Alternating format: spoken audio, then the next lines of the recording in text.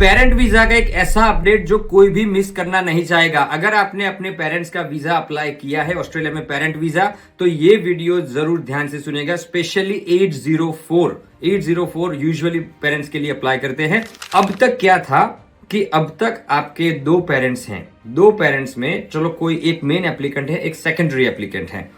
अगर अनफॉर्चुनेटली अगर main applicant की डेथ हो जाती है तो सेकेंडरी एप्लीकेंट जो थे उनको प्राइमरी एप्लीकेंट बनाया जाता है और वो प्राइमरी एप्लीकेंट की एज की रिक्वायरमेंट नहीं देखी जाती।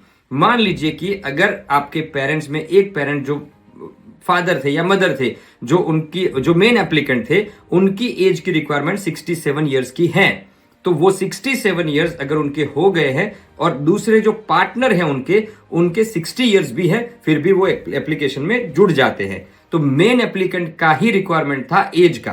अब क्या हुआ, अब तक क्या था कि अगर मेन एप्लीकेंट की डेथ हो जाती है तो सेकेंडरी एप्लीकेंट जो है वो मेन एप्लीकेंट बन जाते हैं और उनकी एज की रिक्वायरमेंट मेजर नहीं की जाएगी। लेकिन ये जो नया अपडेट आया है, नया पॉलिसी चेंज आया है, उसमें उन्होंने बताया है कि अगर मेन एप्लीकेंट की डेथ हो जाती है तो जो सेकेंडरी एप्लीकेंट है उनको मेन एप्लीकेंट बना दिया जाएगा, लेकिन एट दैट टाइम उनका एज का असेसमेंट होगा। अगर वो एज क्राइटेरिया मीट नहीं करे, मतलब कि 67.5 ईयर के नहीं है, इन दैट केस वो एप्लीकेशन में आपको बताया जाएगा कि आप ये एप्लीकेशन विड्रॉ कर लीजिए या फिर वो रिफ्यूज हो सकता है।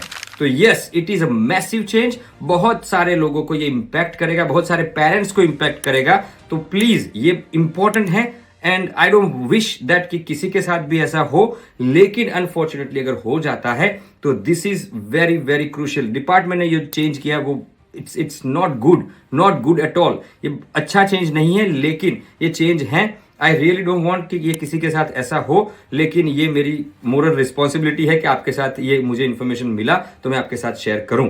तो प्लीज आप जितने भी पेरेंट्स वीजा एप्लीकेंट्स हैं उनके साथ भी ये वीडियो शेयर कीजिएगा। मेरा नाम है Krunal Nayak, registered migration agent from Grow More Immigration. Thank you for watching.